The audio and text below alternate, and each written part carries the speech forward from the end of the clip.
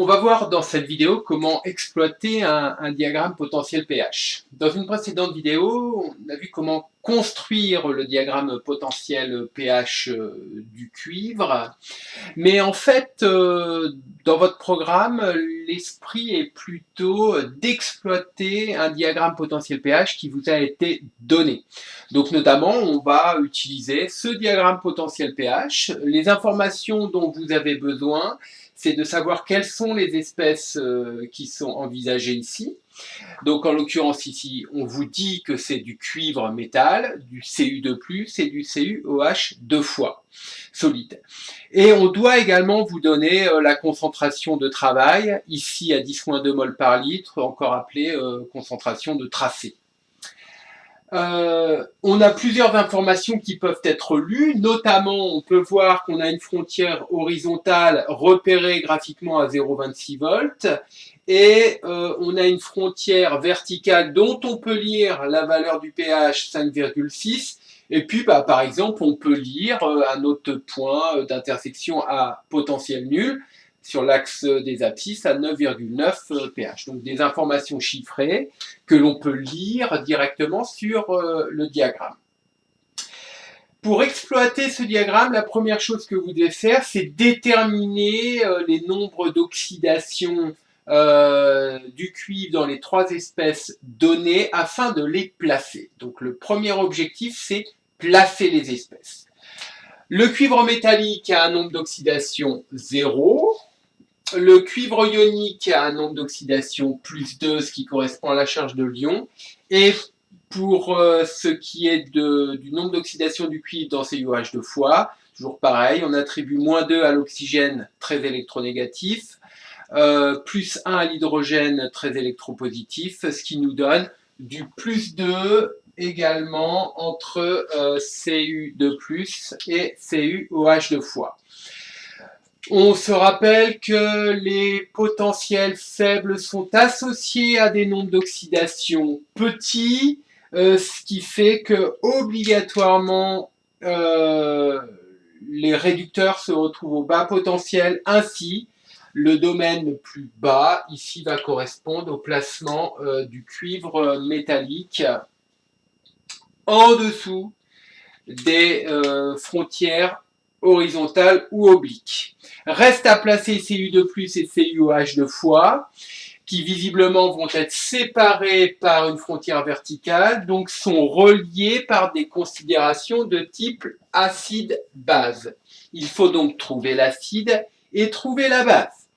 Pour ceci, on va obtenir un équilibre entre les deux. On écrit que Cu donne forcément CuOH 2 fois.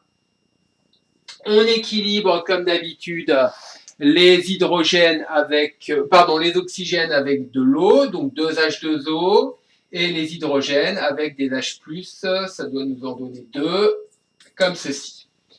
On se rappelle qu'H3O+ est évidemment, ou H+ hydraté, un acide associé à l'eau en tant que base conjuguée, et que nécessairement, on va avoir CuOH 2 fois qui est une base, et Cu2+ qui est un acide, certes, pas au sens de Bronsted, puisqu'il ne donne pas d'H+, mais par contre, vont permettre, en réagissant avec l'eau, d'apporter des H+, hydratés en solution.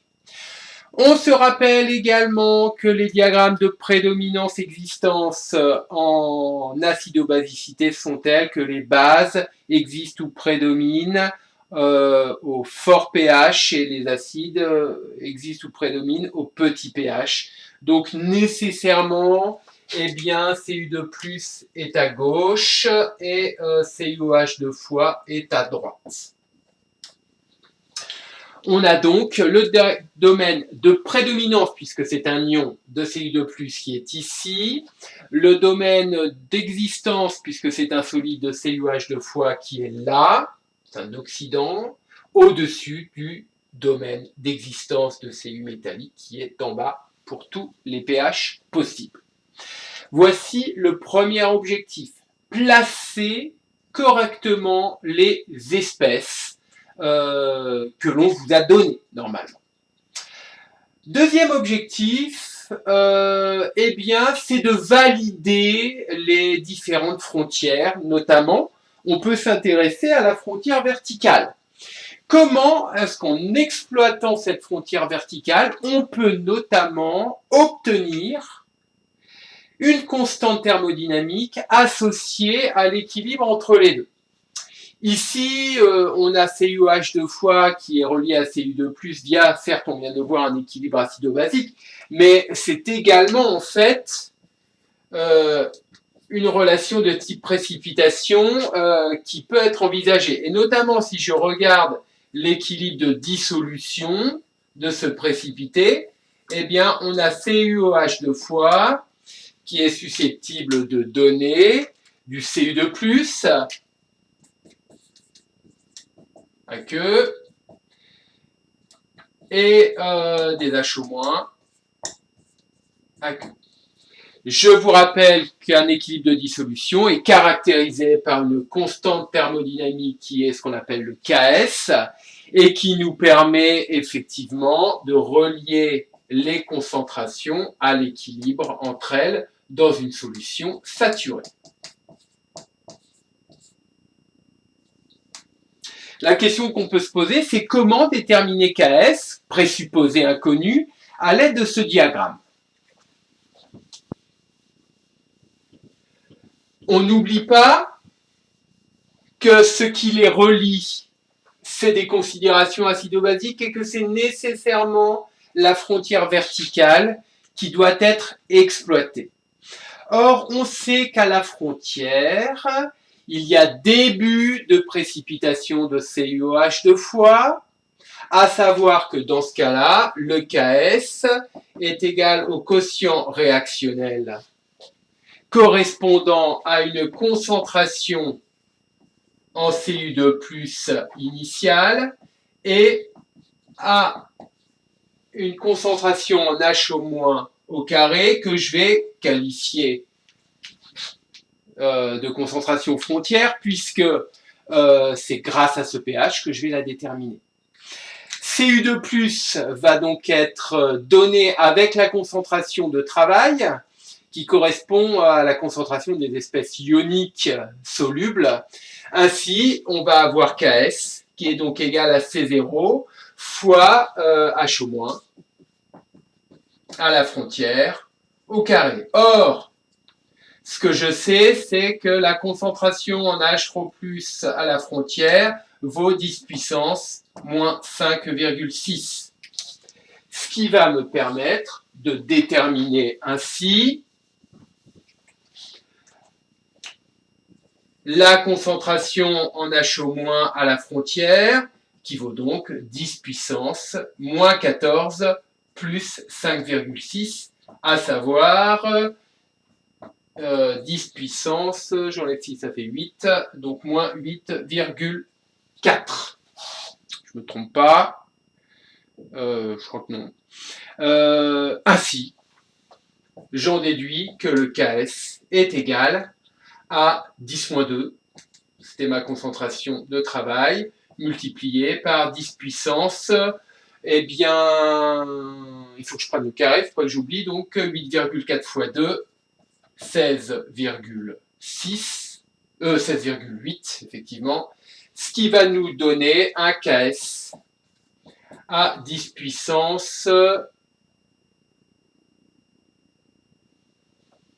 moins 18,8, donc un PKS de 18,8. Ainsi, on peut déterminer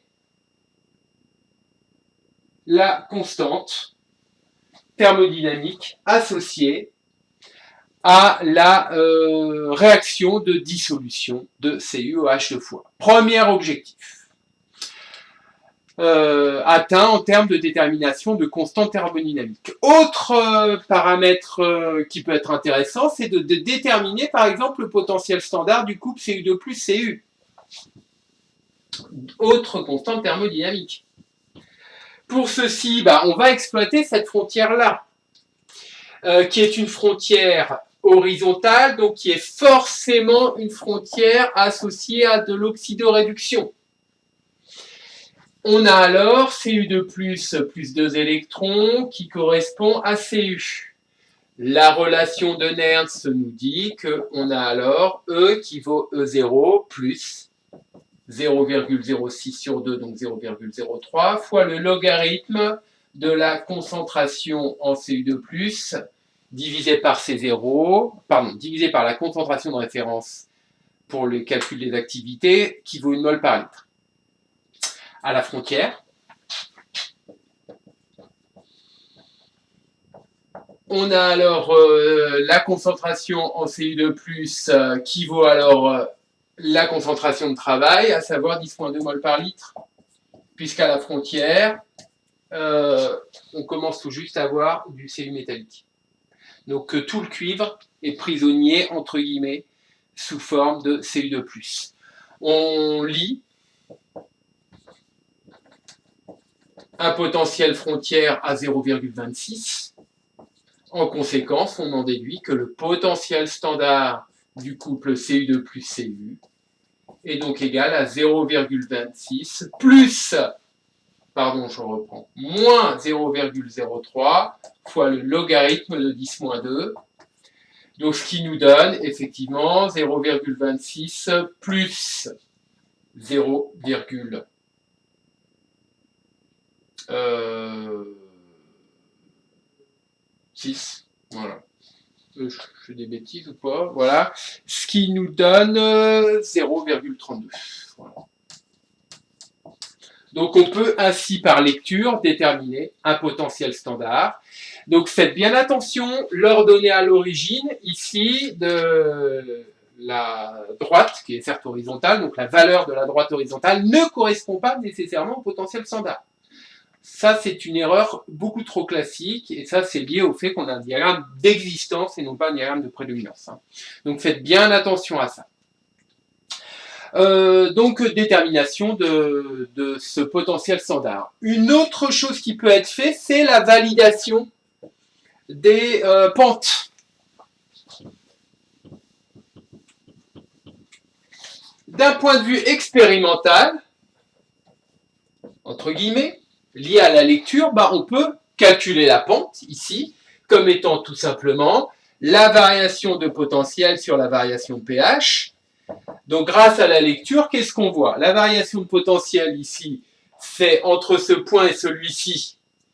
Donc, si je considère que ça, c'est le premier et ça, le deuxième, donc je vais alors avoir 0 moins 0,26 divisé par la variation de pH, 9,9 qui correspond à 0 de potentiel, moins 5,6 qui correspond au potentiel 0,26. Je prends ma machine à calculer et donc j'en déduis ici la valeur de la pente qui me donne 2 minutes. Eh bien, moins 0,604. Non, je dis des bêtises. C'est moins 0,0604 en volts. Donc, éventuellement, vous pouvez noter par unité de pH. Est-ce que je peux valider ceci? Voici la question.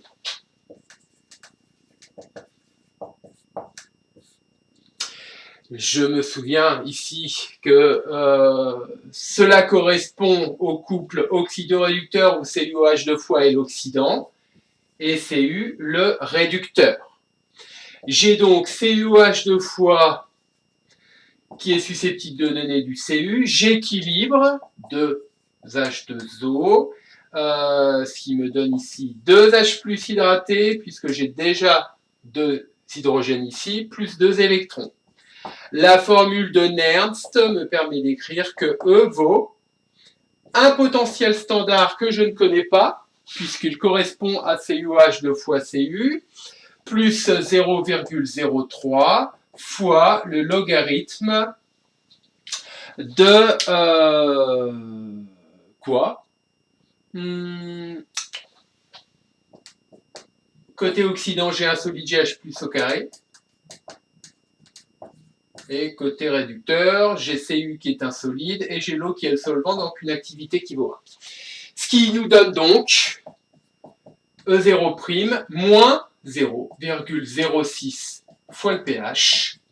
On obtient bien une droite décroissante de potentiel, de coefficient directeur moins 0,06.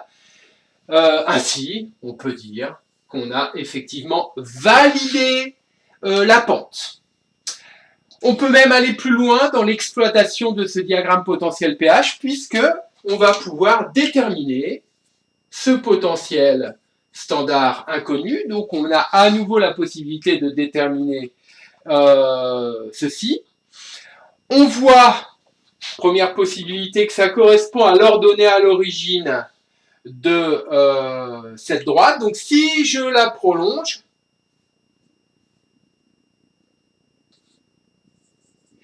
il suffit que je fasse la lecture de ce point pour déterminer le potentiel. Et il se trouve qu'en le lisant, on est à 0,6 environ.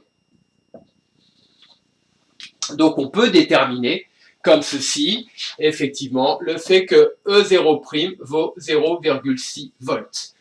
Ça, c'est la première méthode. On va envisager une deuxième méthode.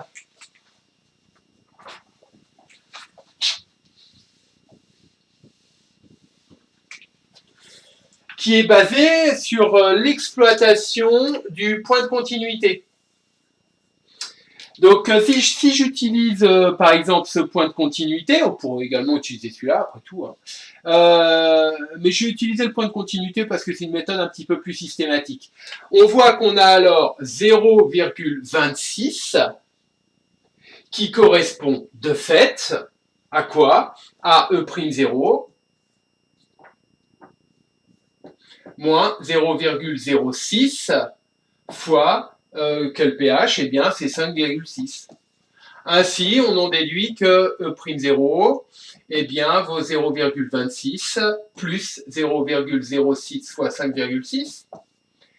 Et on en déduit alors, avec la machine à calculer, donc ça nous fait 0,26 plus 0,06 fois 5,6. Eh bien, 0,596, donc c'est cohérent, volts pour ce potentiel standard inconnu. Ainsi, en conclusion, qu'est-ce qu'on peut dire? Eh bien, on a effectivement exploité le diagramme potentiel pH pour déterminer le placement de ces espèces, ensuite valider des pentes et également déterminer des constantes thermodynamiques, à savoir pour la précipitation un produit de solubilité, Ks, et pour l'oxydoréduction deux potentiels standards. C'est plutôt dans cet esprit que l'on va utiliser les diagrammes potentiels pH dans le cadre de votre programme.